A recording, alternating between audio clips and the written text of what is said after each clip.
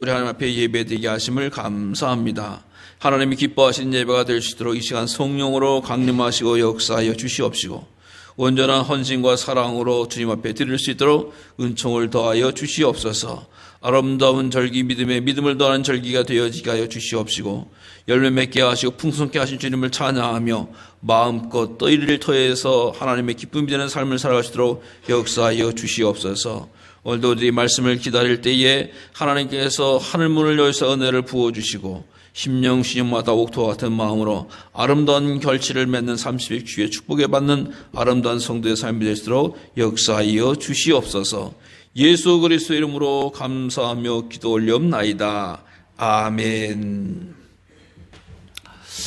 우리들이 간혹가다 쓰는 말 가운데서 동상이몽이라고 하는 사자성어가 있습니다. 이 말은 같은 침대에서 서로 다른 꿈을 꾼다라고 하는 그런 말이 뜨는데 말 속뜻은 그런 거예요. 겉으로는 같이 행동을 하면서 속으로는 각기 다른 생각을 하고 있다. 여러분, 우리가 지금 이 시간 예배드리면 같은 장소에서 하나님 우리 예배를 받아 주시옵소서 신령과 진정으로, 또 때로 우리 인터넷을 통해서 가정에서 드리는데 생각으로는 아이고 집에 가서 뭐 또 해야지, 고추도 따야 되지, 고구마도 캐야 되지, 또 명절 준비도 해야 되지, 이런 생각을 다 하면은 이게 동상이몽이 되어지는 거예요. 하나님이 기뻐하신 예배는 이 시간 우리가 전심으로 하나님을 사랑하고 하나님 주신 말씀을 기다리는 가운데서 역사하시는 줄로 믿습니다.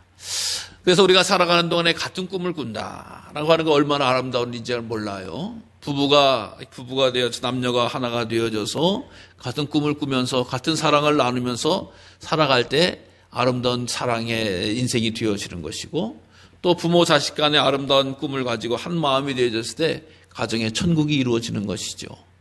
직장 생활을 하게 되어지면은 상사나 또 사장이나 오너나 또 직원이나 직장 회사원들이나 같은 한 마음 가지고 열심히 우리 회사를 발전시켜야 되겠다라고 할 때 그 사회 회사에 발전하고, 나라도 마찬가지예요.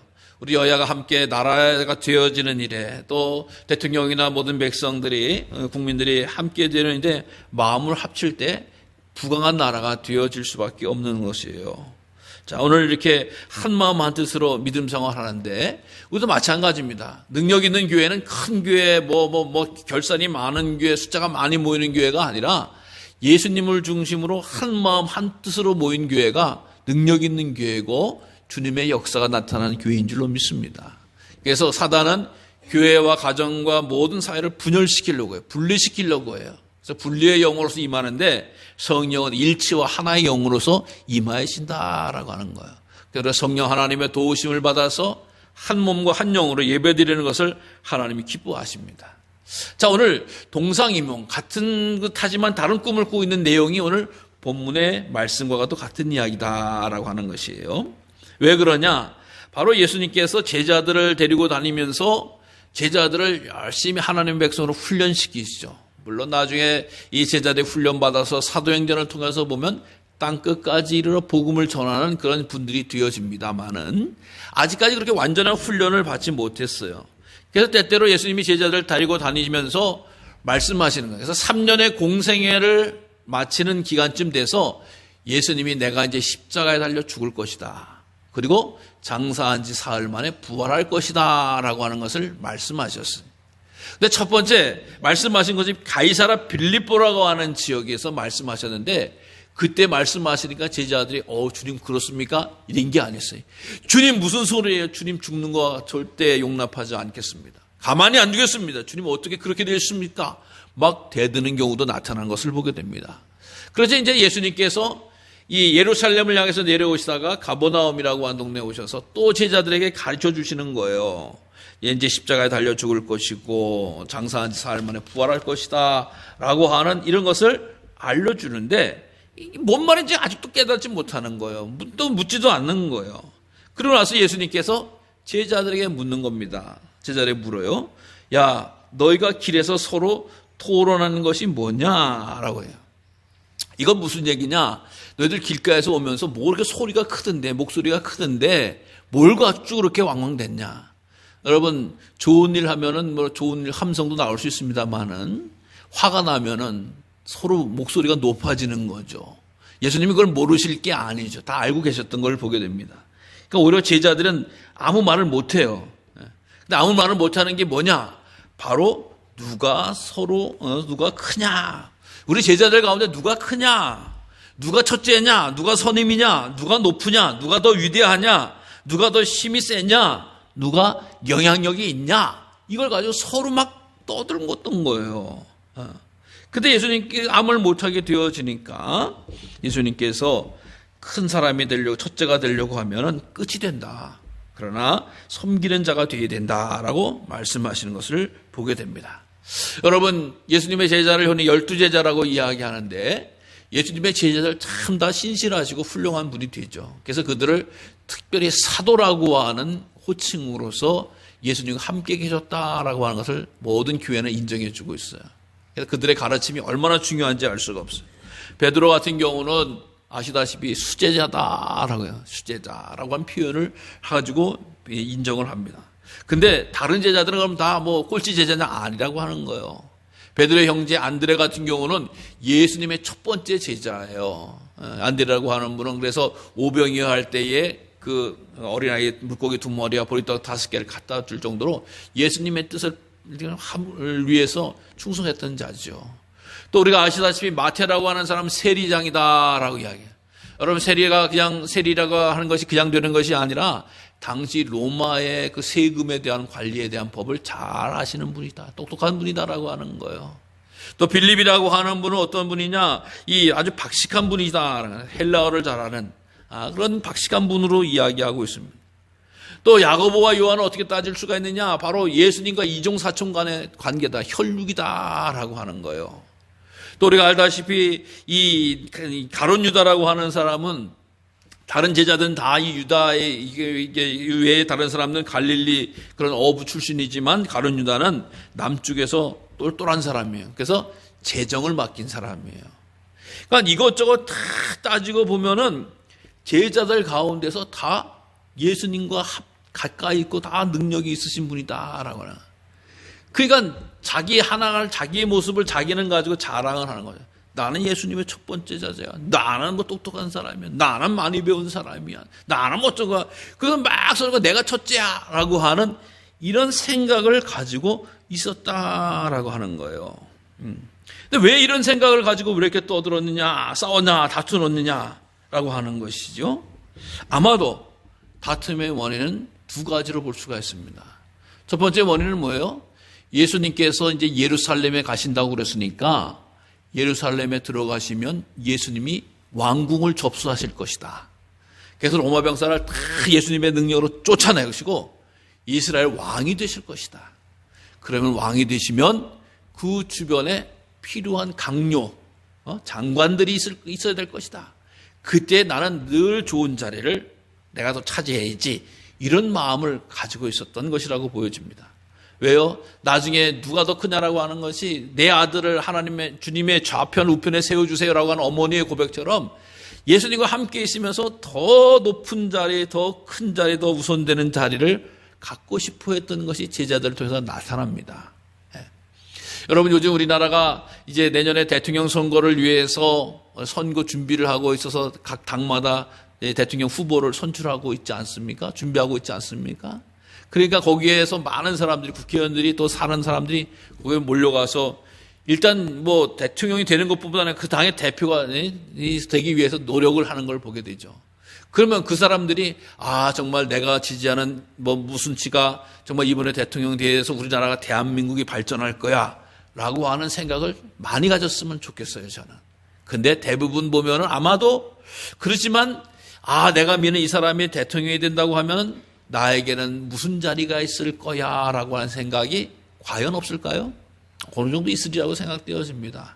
그래서 나는 당신과 처음부터 당신 후보제부터 아니면 언제부터 당대표 때부터 나는 열심히 같이 있었습니다 라고 하는 것을 가지고 나를 좀 써주세요 라고 하는 그런 바람이 아마도 많이 있을지 않을까 싶은 거예요. 그러니까 같은 당임에도 불구하고 치열하게 막 싸우고 또 치열하게 아주 경쟁하는 것을 볼 수가 있는 거 아니겠어요? 이런 인간적인 욕심이 있을 텐데 사실 인간적인 욕심뿐만 아니라 우리 이 근본적인 인간의 내면의 모습이에요. 과연 제자들만 그러냐라고 하는 것이죠. 아니라고 하는 것이죠. 사람이라고 하면은 모두 다 자기 중심적으로 자기가 해석하고 자기를 드러내려고 하는 교만한 모습이 있다라고 하는, 내가 첫째다라고 하는 것을 사람은 나타내려고 한다라고 하는, 그러면서 다른 사람들을 무시하기도 하고 다른 사람들에게 견주해 보는 그런 경우도 있다라고 하는 거예요. 그래서 타락한 인간의 가장 기본적인 그런 욕심을 부추기는 것은 바로 비교와 교만이다라고 하는 것이죠. 창세기 4장에 보면 아담과 하와의 두 아들이 나오죠. 아벨은 양치는 자고 가인은 농사하는 자였다. 그런데 아벨이 양을 들여서 제사를 드리니까 하나님 흠양하시고 가인의 제사는 받지 않으셨다라고 하는 거예요. 그러니까 가인이 열받아서 아벨을 죽여버립니다.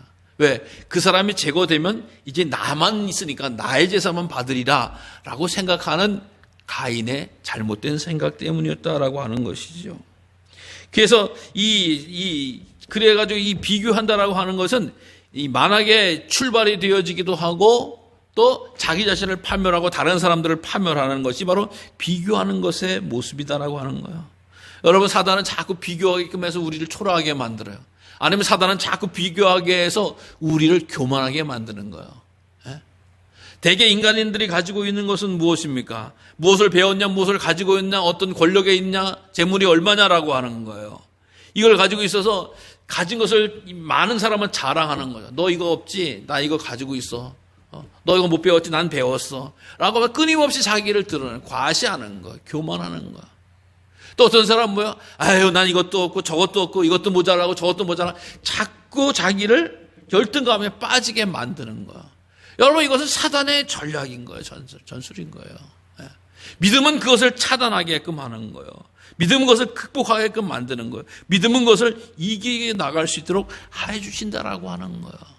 여러분, 예수님이 우리가 가진 것, 우리가 믿은 것, 우리가 쌓은 것을 보시는 분이 아니시라고 하는 거죠.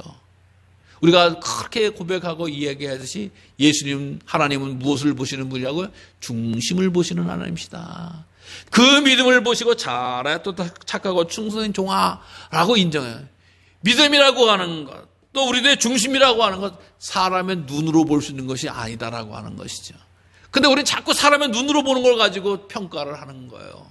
아, 그렇게 높은 자리에 올랐대. 아, 요번에 그렇게 돈을 많이 벌었대. 아, 그렇게 많이 배웠대. 뭐 박사가 됐대. 뭐가 됐대라고 하면서 사람의 눈은 걸 가지고 우리는 자꾸 빼앗긴다라고 하는 거예요. 거기에 시선을 두게 한다라고 하는 거예요. 여러분, 주님은 결코 그것에 관심하고 있지 않고 또 그것에 대해서 말하고 있지 않습니다. 만약에 우리 보고 배우라고 하고 가지라고 하고 또 이렇게 이야기하면은 그 못 받은 사람들은 다 주님부터 외면당하는 사람들 아니겠어요? 예수님이 열심히 공부해서 다 박사가 돼야 된다. 그럼 다 박사 된 사람은 어쩌란 말이에요? 또 열심히 재산 모아서 100억, 1000억이 돼야 된다. 재산이 100억쯤 돼야 된다. 1000억쯤 돼야 된다. 라고 하면 그 재산 안 된 사람은 어떡하란 말이에요? 예? 이럴 때 정말 주님은 그것을 요청하거나 명령하지도 않으셨는데 그것에 자꾸 빠뜨려지는 거예요. 자꾸 그것에 함몰되어지는 거예요. 주님은 첫 번째가 되라고 이야기하지 않았는데 자기들끼리 첫 번째가 되나? 내가 주님과 더 가까운 사람이야. 내가 더 여러분, 이것을 주님께서 뭐라고 해요? 첫 번째가 되려고 하면은 어떻게 된다고? 네 마음대로 첫 번째 되냐? 아니라고 하는 거야. 끄트머리로 물려간다라고 하는. 나는 노력으로 첫 번째가 되려고 하는데 끄트머리를 된다라고 하는. 그러지 말고 섬기는 자가 되어야 된다. 여러분, 예수님께서 이 세상 오셔서 하고 싶은, 알려주고 싶은 마음 단 한 가지가 있었어요. 그것이 뭔지 아세요? 바로 천국이라고 하는 거예요. 회개하라, 천국이 가까이 왔느니라. 세상의 원리와 세상의 법칙과 세상의 권세로 지배되는 것이 아니라 하나님의 통치와 하나님의 뜻과 하나님의 마음에 드는 나라가 천국이죠. 그것이 이런 것이다라고 하는 걸 예수님이 보여주시는 거예요. 여러분, 예수님께서 기적을 일으키셔서 날마다 무슨 빵을 주시기 위해서, 홍해를 가르시기 위해서, 또 무슨 하늘에 뭘 내리시기 위해서 예수님께서 그거를 다 뭐 병자도 고치고 더러운 사람도 만지시고 회복시키고 말씀으로 가르쳐 주신 것은 다른 이유 한 가지 않아요. 나를 믿어서 천국 가기를 원한다. 나를 믿어서 천국의 질서와 천국의 법칙을 발견하기를 원한다라고 하는 거예요. 그러니까 예수님을 믿는 사람은 천국이 되어지는 거예요. 예수님을 믿는 사람, 예수님을 아는 사람은 천국 백성이 되어지는 축복을 누리게 되어지는 것이죠. 천국 백성은 이 세상의 가치와 이 세상의 판단과 이 세상의 기준과는 다르다라고 하는 거예요. 어떻게? 하나님의 뜻에 의해서 움직이는 거예요. 하나님의 계획에 의해서 움직이는 거예요. 여러분, 천국 백성 된 사람 가운데서 큰 변화를 누렸던 사람이 있죠? 누구예요? 바로 바울이라고 하는 분 아니겠습니까?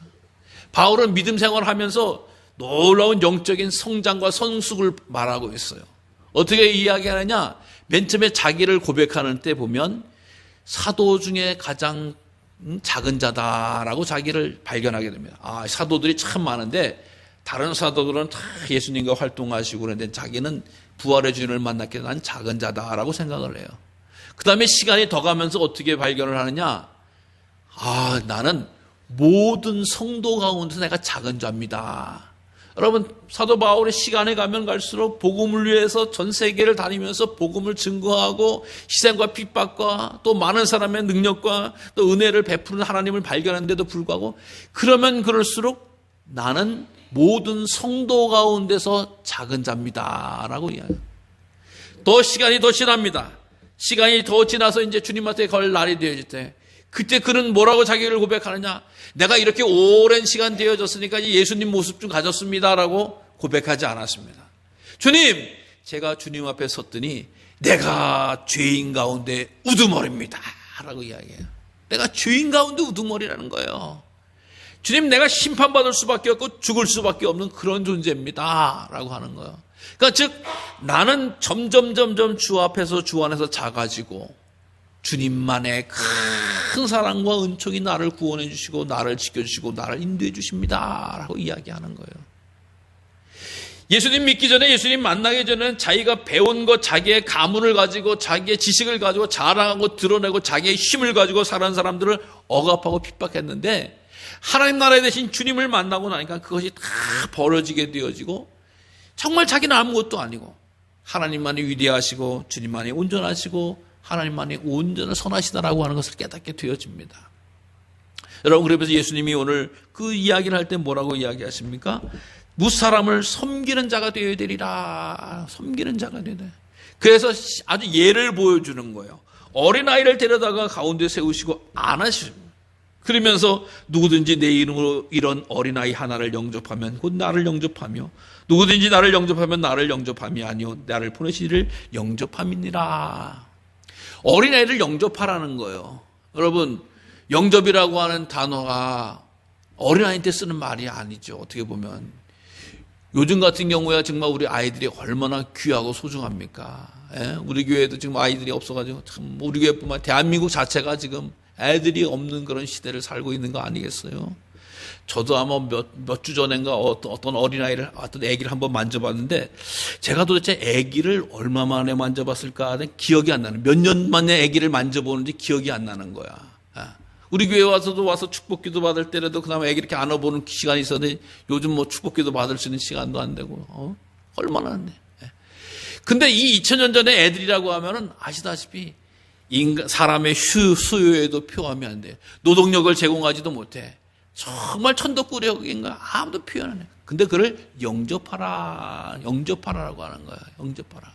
여러분, 영접하라고 하는 것은 쉽게 이야기해서 제가 여러분 신방 가면 여러분들이 영접해 주시잖아요. 목사님 오시면 뭘 드릴까? 목사님 오시면 무슨 차를 드릴까? 무슨 말, 뭐 간식을 뭐 할까? 요 정도라도 하시잖아요. 목사님 오실까봐, 또 목사님 허물될까봐, 또 집안 청소도 해야 되고, 막 그러시는, 최소한 그 정도는 영접하는 거예요. 영접을. 어린아이가 하나가 오면은 그렇게 맞이를 해야 된다라고 하는 건데, 전혀 무가치한 일에, 전혀 중요하지 않은 일에, 심지어 어린아이 같은 경우는 내가 잘한다고 내게 돌아올 것도 없는, 내게 보답할 수 없는 그런 자에게 잘 대하라는 거예요. 맞이하라고 하는 거예요. 이게 바로 섬김의 모습이다라고 하는 거예요. 여러분, 어떤 찬양 가운데서 당신의 그 섬김이 천국에서 해같이 빛나리라고 한 노래가 있어요. 천국에서. 섬길 때 지금 세상 사람들은 되게 뭐라는 줄 아세요? 손가락질합니다. 저 쓸데없는 데 가서 돈 쓰고 있어. 저 쓸데없는 데 가서 힘 쓰고 있어. 저 쓸데없는 시간에 가서 뭐 하고 있어. 그 시간에 뭐 해서 돈도 벌고 그 시간에 뭐 해서 명예도 얻고 그 시간에 뭐 해서 할 텐데 라고 이야기해요. 이건 세상의 원리라고 하는 거야. 내 천국의 원리는 아니에요. 그 섬김이 지금은 세상 사람들을 몰라주고 지금 세상 사람들이 아무것도 아닌 것 같아도 천국에서는 해같이 빛난다라고 이야기하는 거예요. 왜? 작은 자를 섬기는 주님의 마음. 여러분, 주님께서 이 세상 오셔서 위대하고 힘든 자들을 또 당연히 섬겨주셨지만 주님의 관심은 힘없는 자들이에요. 고치지 못하는 자들이에요. 아파하는 자들이에요. 그들에게 다 섬겨주셨어요. 주님께서 이 세상에 영광 중 임하셨다라고 하면은 얼마나 영광 중에 오실 수가 있어요. 하늘에 정말 우리가 알다시피 마지막 때처럼 하늘의 문을 열어주고 천군 천사와 함께 오실 수 있음에도 불구하고 이 세상에 가장 낮은 자로 오셨어요. 말구유에 오셨어요. 인간의 몸을 입고 오셨단 말이죠. 그래서 우리들의 모든 것을 아시고 모든 형편을 아시는 그 주님이 우리를 보고 하나님의 나라를 원리를 법칙을 알려주고 있다라고 하는 거예요. 여러분, 주님의 뜻을 가지고 섬기는 자를 하나님이 높여주시고 존귀하게 여겨주시는 줄로 믿으시기 바랍니다. 구약 성경에서 예수님과 비슷한, 예수님과 가장 흡사했던 삶을 살았던 사람이 누구나라고 이야기하면 바로 요셉을 들 수가 있습니다. 요셉. 요셉은 그 형제들에게 버림을 당해서 애굽으로 팔려갔죠. 팔려가가지고 이 보디발의 집에서 하인 노릇하다가 또 보디발이 사모님의 꾀임에 넘어가서 감옥까지 갔어요. 그러나 감옥 가서 그가 망한 것이 아니라 그곳에서 일취월장해가지고 애굽의 총리가 되어집니다. 아주 입지전적인 인물이죠. 그래서 점점 인생의 타락으로 감옥까지 가서 바닥을 치고 다시 급상승해요. 부활 승리한 것처럼 그 인생의 여정 속에. 근데 애굽의 총리가 되어졌으면 어마어마한 권력을 가졌죠. 근데 그는 그 총리를 가지고 있으면서도 절대 보복하거나 원망하지 않았어요. 자기를 팔아먹었던 형들 맘만 먹으면 내가 젊은 시절, 어린 시절 내가 정말 애굽이라고 난 끌려와서 정말 험한 일 다 겪었는데 이게 누구 때문인지 알아? 형들 때문이야. 이 이복 형들 다 죽었어. 이렇게 할 수도 있는데도 뭐 절대 그러지 않아요. 하나님이 나를 먼저 보내셨다. 그들을 용서하고 당신들 형제자매 걱정하지 말고 조카들 걱정하지 마. 내가 다 책임져 줄게. 사랑으로 베풀었습니다. 또 뿐만 아니라 권력을 얻은 다음에도 그 보디발의 아내 그 여인, 그 음탕한 여인 때문에 내가 인생이 종쳤습니다. 또 그럼 내가 감옥에 갔습니다. 그 여인을 잡아서 본을 보여줍니다. 이렇게 하지도 않았다라고 하는 거예요. 또 나라가 어려워졌을 때 풍년이 들고 가뭄이 들었을 때 엄청나게 나라 경영 관리를 잘해가지고 애굽이라는 나라를 든든하게 지켰습니다. 여러분, 그래서 이제 요셉이라고 하는 분이 총리에서 끝났어요. 그래서 임금도 바뀌었어요. 되게 임금이 바뀌면 어떻게 해야 되죠? 그 앞에 있던 고위 관직들을, 정적들을 다 제거해버립니다. 왜? 이 사람들이 또 반역을 일으켜서 자기 임금이 될지 몰라요. 근데 요셉이라고 하는 사람은 제거를 안 당하는 거예요. 오히려 존경과 사랑을 받는 거예요. 여러분, 그 특징이 그게 언제 나타나느냐? 바로 요셉의 아버지 야곱이 죽었을 때 장례를 가나안 땅으로 지키게 됩니다. 근데 그 가나안 땅에 오고 가는 길에 수없이 많은 애굽에, 즉 은퇴하고 왕권이 바뀐 그런 상황에도 불구하고 요셉의 아버지의 장례 행렬이 애굽의 귀족과 많은 사람들이 참여하고 애도하는 시간을 보냈다라고 하는 거예요. 그래서 그것을 출애굽의 예행 연습이다라고까지 이야기하시는 분이 계시는데, 어쨌든 그런 행렬이 있어질 수 있었던 것은 요셉이 자기의 힘을 가지고 자기의 재물을 가지고 지배하고 누른 것이 아니라 온전한 섬김을 통해서 애굽의 사람들을 움직였기 때문에 그가 든든하게 세움을 입었다라고 하는 것이고 그를 평가했다라고 하는 것입니다. 사랑하는 성도 여러분, 우리들의 삶 가운데서 하나님의 원리와 하나님의 법칙이 운행할 수 있도록 우리가 주님의 뜻을 따라야 될 줄로 믿으시기 바랍니다.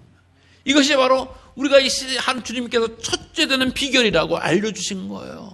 다른 사람을 짓밟으라, 다른 사람을 빼앗아서 다른 사람을 움켜쥐라고 하는 것이 아니에요. 여러분, 그것은 동물의 법칙인 거예요. 예? 다른 사람을 자기가 이겨야지만이 자기 다른 놈을 뭐 해야지만이 다 먹을 수 있고 다 차지할 수 있고 하는 것이 동물의 법칙이라고 하는 거예요. 근데 하나님의 법칙은 그것이 아니라고 하는 거예요. 사랑으로 섬기라고 하는 거예요. 사랑으로. 예수님께서는 그 사랑의 최고의 모습을 어떻게 보여줬습니까?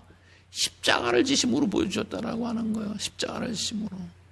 주님의 말씀만 하면은 천군 천사가 동원해서 로마를 다 내쫓을 수도 있는 거예요. 근데 그것이 아니라고 하는 거예요. 주님이 말씀하시면은 모든 질병이 떠나갈 수 있었던 거예요. 근데 그것이 아니라고 하는 거예요. 사랑의 모습을 통해서 하나님 앞에 영광을 들고 주님의 거룩한 뜻을 영원토록 세우기 위해서 이 세상에 오신 것이라고 하는 거예요.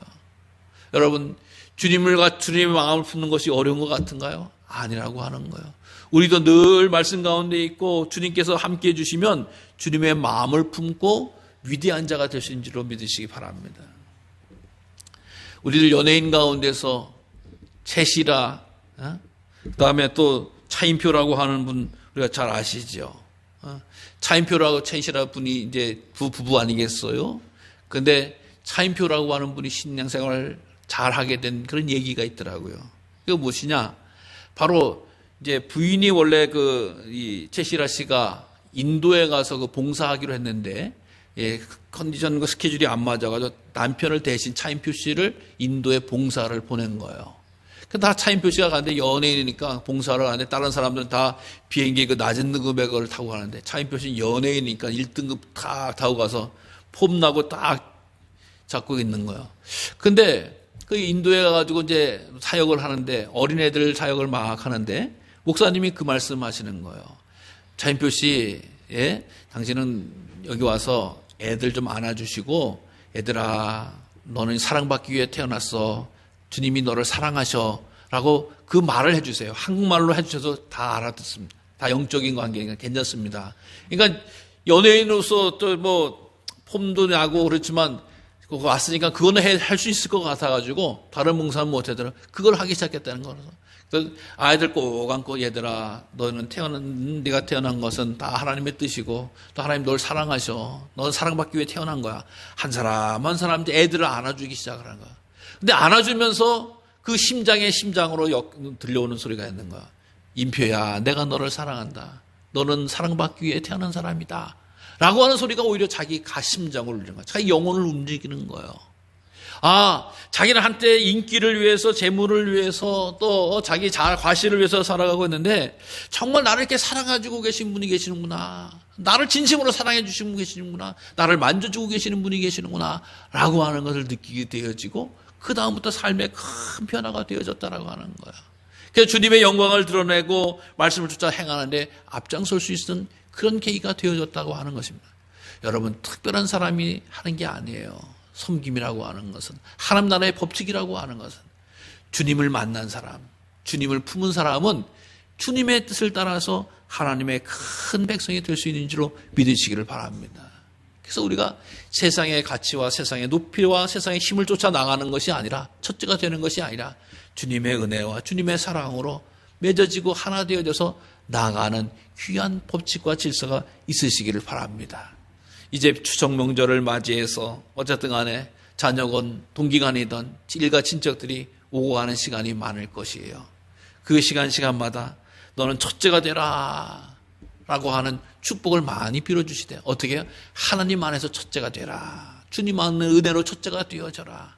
그래서 정말 세상으로 하나님의 뜻을 이루고 세상으로 하나님의 영광을 돌리는 귀한 첫째가 되어진 우리 가족과 가문이 되어라 라고 하는 이런 믿음의 소망을 가지시고 이 아름다운 절기 명절을 보내시기를 간절히 주님의 이름으로 축원합니다. 기도하겠습니다. 죽을 수밖에 없는 우리를 사랑하셔서 독자라도 아낌없이 사랑하시고 하늘의 권세와 영광으로 우리를 치료해 주시고 세워주시니 감사를 드립니다. 주님, 저희들 첫째가 되기 위해서 힘쓰고 애쓰고 또 노력했지만 그것으로 되는